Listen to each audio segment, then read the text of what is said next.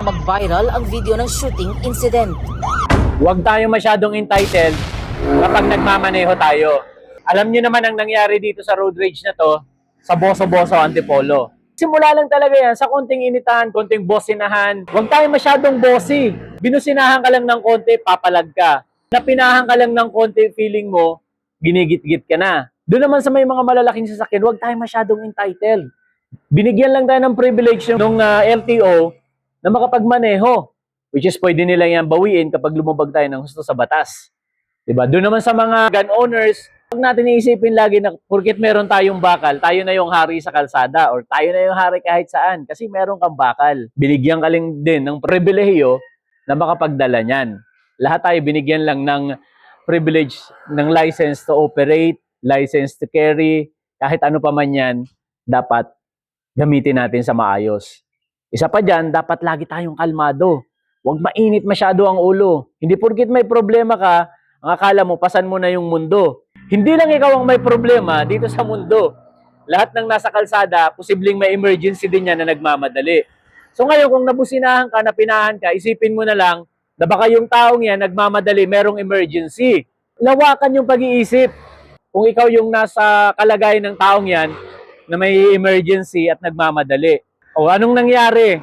Nagkapinahan lang, nagkagit-gitan, porket marami ang tatapang. Diba? Diba kita naman natin sa video, kung magbabase lang ako sa video, pinagtulungan nila yung driver ng Fortuner. Sino ba mag-aakala na ito palang driver ng Fortuner ay meron nakatagong bakal sa sasakyan niya? Ginulpi na siya, sinasabi niya nga na self-defense na lang kasi sobrang dami na ng bugbog sa kanya, ng tama niya, sumakit na yung katawan niya. And kahit sino naman, sabi nga ng kabatch kong pulis, una, nainis siya. Bakit kailangan mamaril? Pero nung panood niya yung buong video, intindihan niya yung kanyang sympathy na palitan ng empathy. Kasi sabi niya nga, kung ako man yung naka-Fortuner, ganun din yung gagawin ko. Hindi ko sinasabi na tama yung ginawa ng naka-Fortuner, hindi ko sinasabi na totally mali yung ginawa ng mga riders. Diba? Kasi parehas naman sila mayroon mga rason. Ang maganda lang sana dito, naging kalmado ang lahat, pinag-usapan. Hindi dinaan sa palakasan. Hindi dinaan sa paramihan.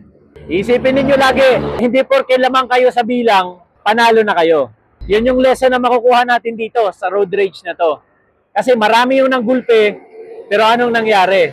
Meron palang masasandalan yung taong to. Kung nilawakan lang sana yung pag-iisip ng lahat, nakakalungkot kasi merong pumanaw. Nakakalungkot kasi merong family na mawawalan din ng tatay. Kasi nga, makukulong ngayon tong driver ng Fortuner kasi nakadisgrasya sa ng buhay. Kailangan niya rin panagutan yon. Once again, babalikan natin kung naging kalmado yung lahat, walang ganitong mangyayari. Kung nag-report sa pulis, pinag-usapan ng maayos, hindi hahantong sa ganitong sakuna. Alright? So kung gusto mo ng mga ganitong usapin about sa driving safety, paano maging kalmado, i-share ako sa inyo dyan. 15 years akong nag-drive sa Saudi Arabia and hindi madali mag-drive doon. Sa mga OFW dito na nagmamaneho sa Saudi, alam nila kung gaano kahirap mag-drive doon. Yun nga, kalmado lang ako lagi. Kahit gaano ka pa katapang, hindi mo kailangang dalhin yan kapag nasa Manibela ka na. Isipin mo lagi, merong pamilyang naghihintay sa'yo pag uwi mo. I-comment mo lang pala dyan kung ano yung mga thoughts mo dito sa sinabi ko and sasagutin ko naman lahat yan. Alright? Make sure to follow me and this is your Super Dad Finds. We'll see you around.